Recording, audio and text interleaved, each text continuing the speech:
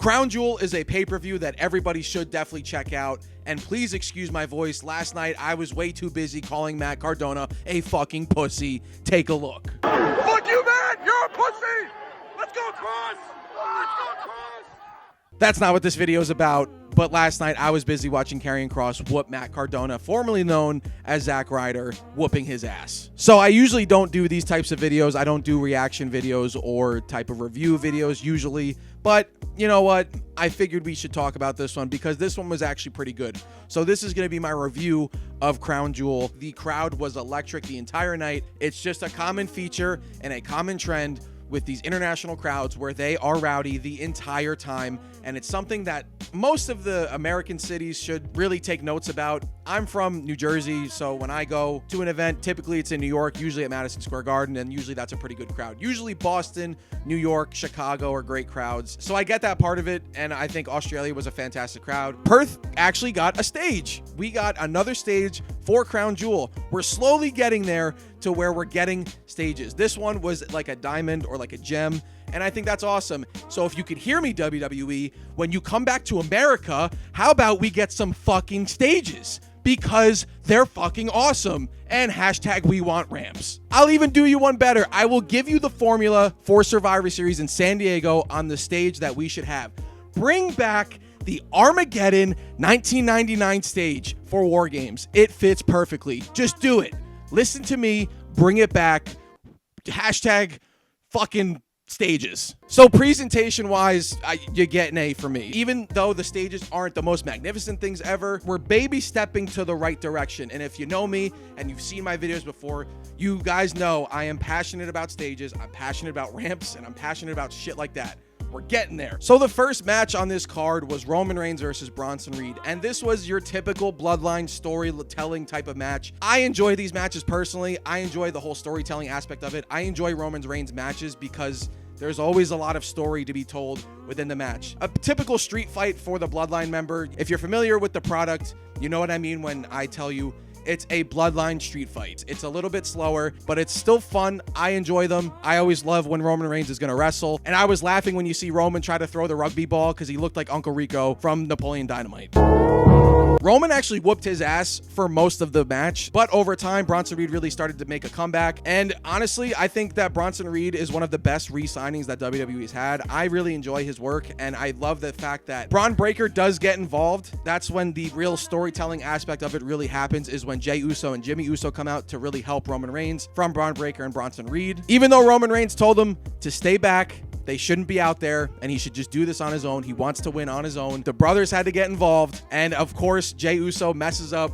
He spears Roman Reigns through a table, and funny enough, probably Jey Uso's best spear. And then Bronson Reed ends up picking up a huge win in his home country over Roman Reigns. This is the second person to pin Roman Reigns since Cody Rhodes, and before that was, I believe, Baron Corbin in a singles match. And then, of course, after the match, we get the Bloodline cinema that we all love of Roman Reigns, Jimmy and Jey Uso sitting down in the ring, defeated, and Roman's kind of mouthing off to them, basically telling them, I didn't want you out here. I wanted to do this on my own. I wanted to handle this on my own. This is exactly why I told you not to help, and now I'm pissed off at you, and I don't want to see you till Christmas. Bro said till Christmas. Do you understand that he said, fuck Thanksgiving. I don't want to see your family. Don't want to see your kids. I don't want to look at you because I'm not thankful for you right now. I just find that hilarious, and it's a little disrespectful. So it's going to be interesting going forward, and of course, I picked Bronson Reed to win this because I'm a fucking genius. It's just setting up more tension between not only the Bloodline, but going forward for Survivor Series for whenever they decide who is going to be in the War Games match. The good guys are going to have a lot of tension between all five of them, and it's just going to be good storytelling going forward. I'm actually excited for Monday Night Raw to see where this goes. So I enjoyed it. I understand when people don't really like Bloodline matches, but I personally do,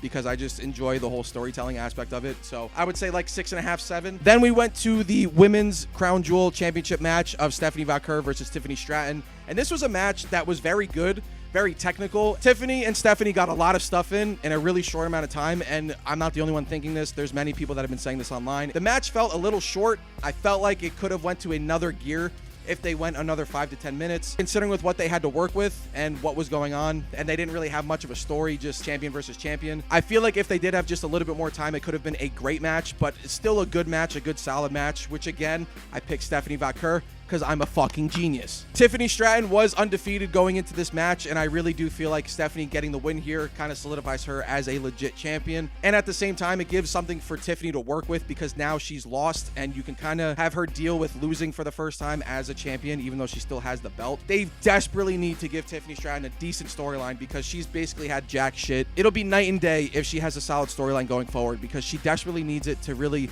make this reign important. If not, take the belt off her, give it to somebody else, let Tiffany work her way back up and just start over. I still personally enjoyed the match, probably a 7, just because if they had a little bit more time to work with, I still like the match. And then, holy shit, a match that everybody was clamoring for, John Cena versus AJ Styles. We clamored for it for a reason. We wanted this match for a reason, and it just proves to why we wanted this match. This match was incredible. I've seen the online responses of some people don't like this match because of the amount of finishers that were in this match, but the atmosphere, the crowd, the two legends in the ring, AJ Styles wearing his classic TNA gear, and then you have John Cena just being John Cena. This was literally TNA versus WWE.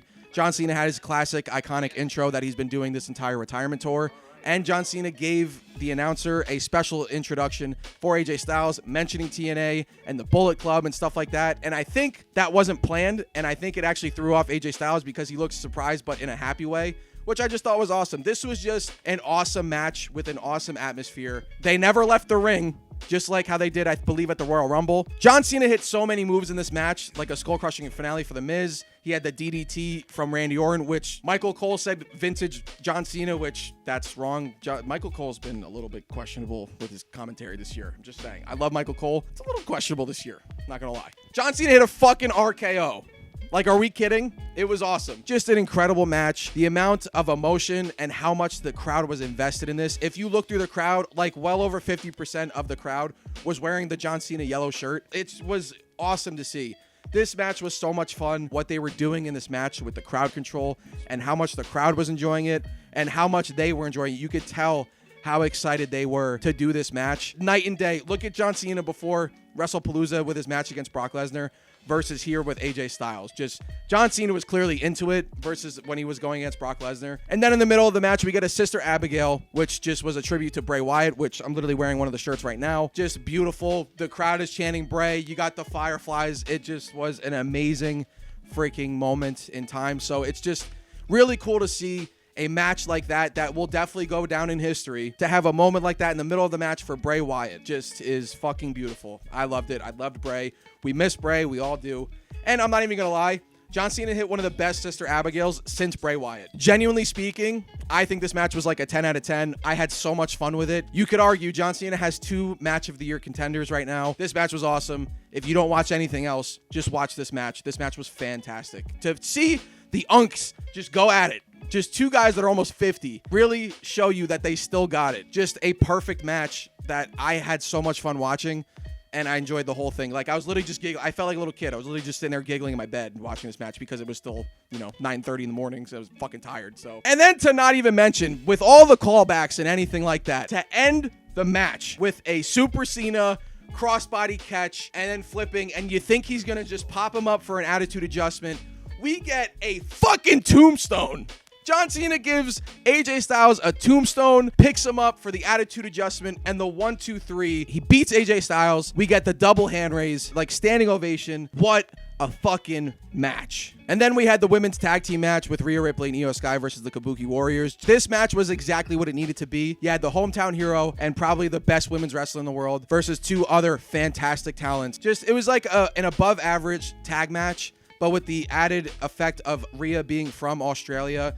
They were loving Rhea. Iyo was kind of like the one that was getting their ass whooped to where they want the hot tag for Rhea. 4 fantastic in-ring workers going at it together, working well together to really build up the anticipation for Rhea for when she got in the ring. They did exactly what they needed to do. I don't think this was the greatest tag team match of all time or anything like that, but I think this match was the perfect tag match of exactly what it needed to do. On top of it, the fact that the crowd was super still into it, the fact that you have to follow AJ Styles and John Cena, which is tough to begin with. I think this match was exactly what it needed to be. It wasn't even a cool down match because the crowd was still into it. I think it was a solid match. And it just showed that Rhea is still up there with the best around. But Rhea is an absolute superstar, and Rhea is fantastic. She's one of the best in the business. The Rhea haters, I don't even get. Like, it blows my mind. So this match was very good, very solid tag team match. I won't overrate it from like above a 7, but it's a solid match, definitely watchable, and just to have the crowd really enjoy and love Rhea is just always nice to see. And then finally we get to Cody Rhodes versus Seth freaking Rollins, and what a fucking match. Just two of the best workers in the entire business going at it, champion versus champion. And this was a match that had a very interesting story going into it. It was more than just the Crown Jewel Championship, which I'm glad they added that kind of aspect to it, because realistically, the Crown Jewel Champion means absolutely fucking nothing. It's not going to even matter on Monday. The real story going into it was, can Seth Rollins break the fucking streak? 0-22 versus Cody Rhodes, 0-4 in PLEs. That was the story going into it. It had nothing to do with the Crown Jewel Championship, which I really like that they did that, because who gives a fuck about the Crown Jewel Championship? It's the biggest, most ridiculous belt I've ever seen. I weirdly like it, but look at it on Stephanie Vaquer. The shit was the size of her goddamn torso. Absolutely insane. Cody Rhodes is a fantastic wrestler. The people that think Cody Rhodes is not a good wrestler, I can't even argue with you, because the fact that you would say that is ridiculous. These two are soulmates. Him and Roman are soulmates. Cody Rhodes is fantastic in the ring, but this was the Seth fucking Rollins show. Seth Rollins was awesome in this match. Seth Rollins stepped up to the plate. I like the dynamic of, because Cody Rhodes is this hyper super babyface, they always do the typical like underdog story, but Cody Rhodes was the guy. He was the mountain that you had to climb to beat, which is very rare, especially as of recently with champions. So to have Seth Rollins be the underdog, and the story going into it is, can he do it? Can Seth Rollins do it? Was very interesting, because having a heel be the underdog is kind of rare. And what shocked me the most out of everything was there was no interference, which was crazy considering how many times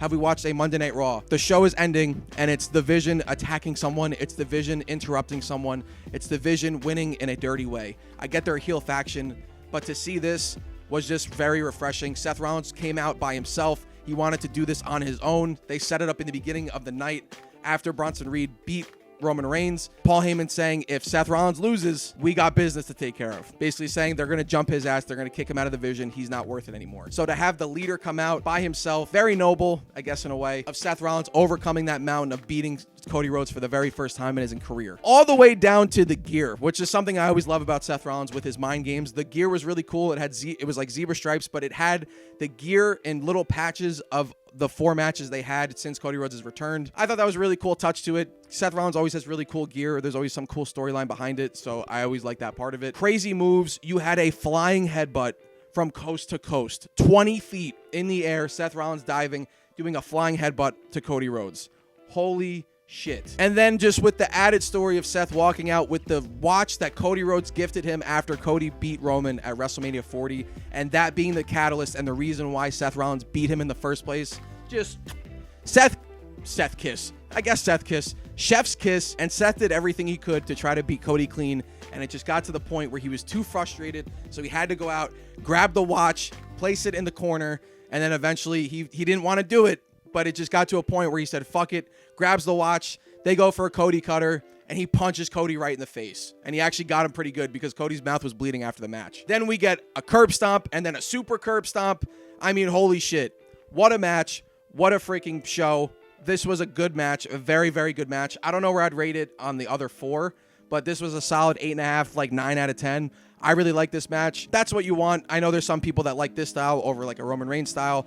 I like everything. I just think if it's a good match, it's a good match. I don't really have a say in what I think is good versus what's not. Everybody has a different opinion, but I enjoyed this match. I'd probably give it like an 8.5, 9 out of 10. I was really entertained, and just watching these two go at it anytime, any place, anywhere, I'm seated. So this match was incredible. The show overall, I think, was great. I would probably give it a solid B+. Nobody in any match, nobody in any match was bad. And that's fucking awesome. So hats off to every competitor that competed at Crown Jewel, because everybody was great. There's nobody where I could say, you know, they could have done a little bit better, or I think they sucked. This was a good, very good, solid B-tier pay-per-view. If you didn't see it, I do recommend you can go watch it. It's worth the watch, which can be rare these days depending on the pay-per-view. So I really enjoyed this pay-per-view. I would give it a B+, and overall, just in the entire show, I was very happy. I was entertained. There's nothing where I was like, you know, that just didn't make sense. And you know why it didn't make sense? Because I picked it. Because in my predictions, I went 5 for fucking 5. Because I'm a fucking genius.